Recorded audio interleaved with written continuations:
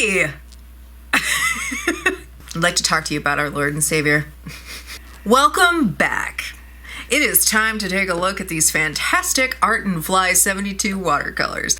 I'm just going to let you know right now the company did send me these because I requested to review them because I had my eye on them for quite a while. And they also were generous enough to let me review some of their fantastic markers and some of their colored pencils. So if you want to check out that review, boink, boink, boink. Oh, this over here. Sorry. Anyways, I'll put a card up there. So what will catch your eye whenever you first open them? Boink. What will catch your eye? Fantastic range of colors. Now, let me say something right now. Look at this area. Look at this mixing area. And it doesn't beat up. That is a huge plus for me, okay? And we'll go over this. So you got a nice big mixing area. We've got this area is plastic, and it just has two nice big sponges in case, you know, you got your water brushes. That it comes with, by the way. And I love the fact that they actually give you two water brushes, and they're two different sizes. I ended up using some of these, this one, not so much the fine tip one. I kind of want to keep that for, you know, whenever I actually do go out and travel, although that's not really happening much these days with the and everything like that. So you know the situation. I'm going to show you the swatches. First, before I do that though, I'm going to show you these.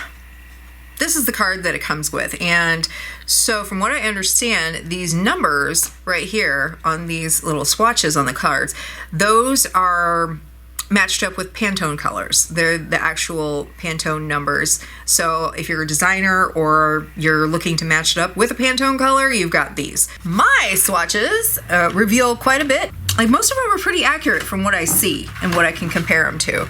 And so that's actually a really nice thing, except for these the neon swatches. They're not really picking up so much on camera, but they look a lot duller on these swatches than they do in person. So the neons, you could absolutely fall in love with these things because they're so vibrant and so delicious. And you know your girl is into some neon, okay? And I know they're not in lightfast, I know, but I still love me some neon. I grew up in the 80s, okay? It's embedded in my blood. We've got this nice gold, beautiful gold shade. Now, I mean, some of the more affordable sets that have golds or metallics or pearls, they're kind of, you know, they're not always the best. Nice solid pearl. It's very nice and opaque. Here's a little bit of a con. You got a few colors that are pretty similar, as you can see. I'm not going to say it's necessarily a bad thing.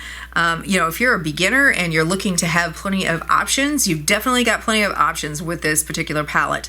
You've got these two, which, for example, look very, very much the same. You can see that this particular tone is just a little bit darker than this one, or deeper. And then you've got, you know, these two, which kind of look a little bit more on the ultramarine side, as well as this. You've got a nice Prussian blue, and then you've got this sort of nice indigo color. And I used the majority of my painting that I used whenever I was creating it.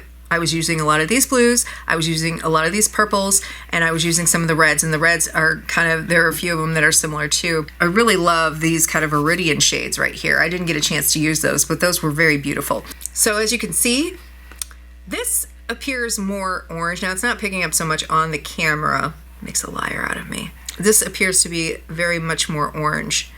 And this is a little bit more on the orangey red side. It's nice. It's a nice bright red. I really like it. And in the pan, it looks more red, you can see. I actually really enjoyed using that in the painting because it was a nice contrast. I used that in her hair. And, you know, I tried using some of these kind of sunnier colors, these dandelion colors for her hair, but for whatever reason, and I don't think it was the paint. I don't know really if it was the watercolor paper or not, but it seemed to get dull. And I've washed my brushes every time, you know, I use clean water before I dip in. So I was like, okay, well, what's going on? And this particular painting was done with the Arteza sketchbook paper. So if any of you have had any issues with like the colors being kind of soaked up by the paper and maybe less vibrant or any dull situation, let me know. Because like, okay, for instance here, you've got that nice, beautiful, like kind of sunshine color. Sunshine orange is what I like to call it. And it's just kind of like, it's not really being represented well by this particular camera because everything is being blown out by the neons, which I overlaid a lot of neon with it to kind of brighten it back up because I didn't want it looking dull, especially against all of this kind of vibrant, cool tones back here. And I don't know, like for instance, this right here, you'll see it whenever I lay down the colors. They're so bright and vibrant.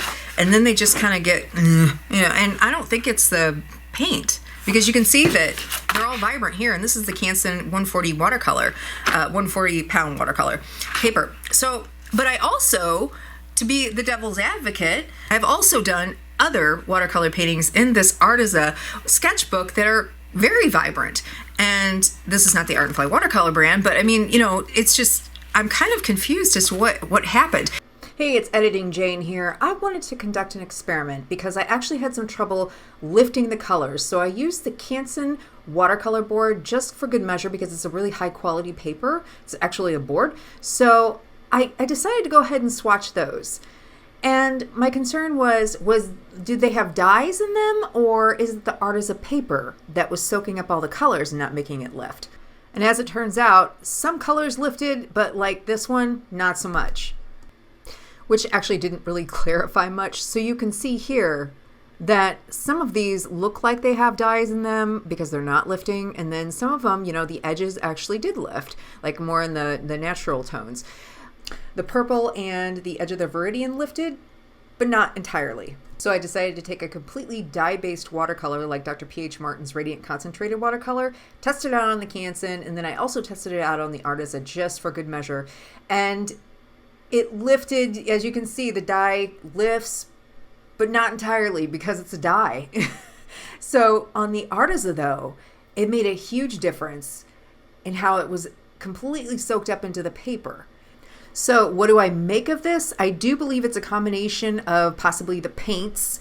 I have contacted Art and Fly just to see. I'm waiting to hear back from them on if it's pigment based entirely or if there are dyes in them. But I do believe it's also the paper. The Arteza paper really doesn't seem to want to lift colors very well. So there you have it. Back to the video. I ultimately love the outcome. I ultimately really like these watercolors. I ran into some hiccups with that and I was kind of like, okay. Reasonably speaking, most watercolors will lose their vibrancy. I get that. They lose some of their vibrancy whenever they dry. They all do. It doesn't matter what brand you have. I had to go over her face to get the kind of shading that I wanted. I never really quite achieved the darkness that I wanted, but it's okay. It worked out just fine.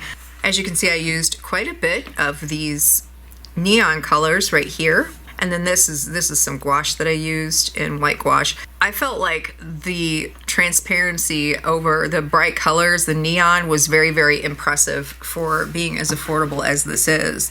I would say that if you're a beginner, this is a beginner-friendly palette. If you're intermediate and you just want something to bring with you and, have something a little bit extra, if you don't want to break out your $300 watercolor set and, sketch away with it, I would recommend this. I don't think that's what I would go for as far as what this is appropriate for. I don't believe I would use it for something that I'm going to put behind glass and sell because I don't know any information about light fastness. It didn't have any information about that. So obviously like the piece that I created has neon colors. It's going to fade no matter what.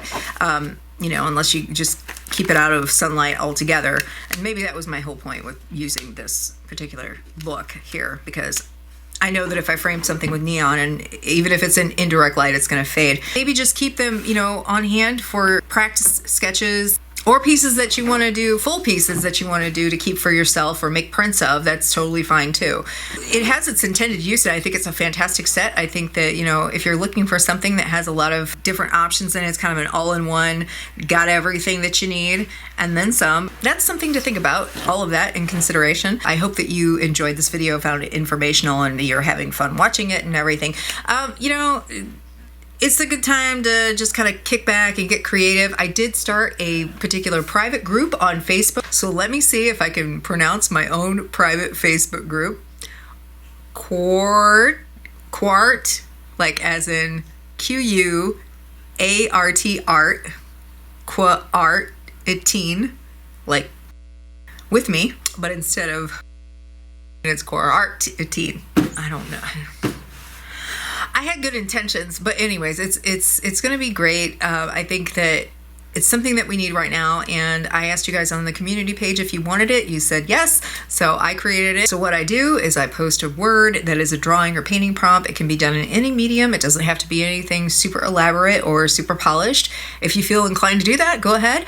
But I'd like to basically get together and show each other that we have the capabilities to be super creative right now, and we also kind of build a sense of community, and we get to know each other too as well, hopefully. So if you want to join the group, it is searchable, and I'll put a screenshot up also. You will have to be basically approved by me. So, be kind to each other. If you're going to offer constructive criticism, to do so with kindness and encouragement. So that's basically it. So thank you for joining me today, everybody. It was good to see you all. I hope that you enjoyed this video, and if you did, give it a like. Go ahead and hit the subscribe button if you feel so inclined to do so, and turn those notification bells on, because not more than one bell. Just turn that bell on, and then you'll get updates from me, and please feel free to follow me on all my socials. I will see you later, everybody. Bye. Hello, artists. Anyways, I'm actually really hungry, so this is probably why I'm stumbling over my words. Using words to our advantage. It's time to talk about Elise. Oh. Okay, so I gotta sneeze. Oh. Thank you for joining me today. Called, let me see if I can say it myself.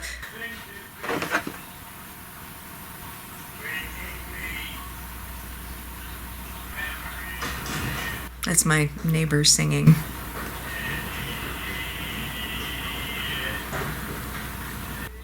I love him. There are some, unless you just prefer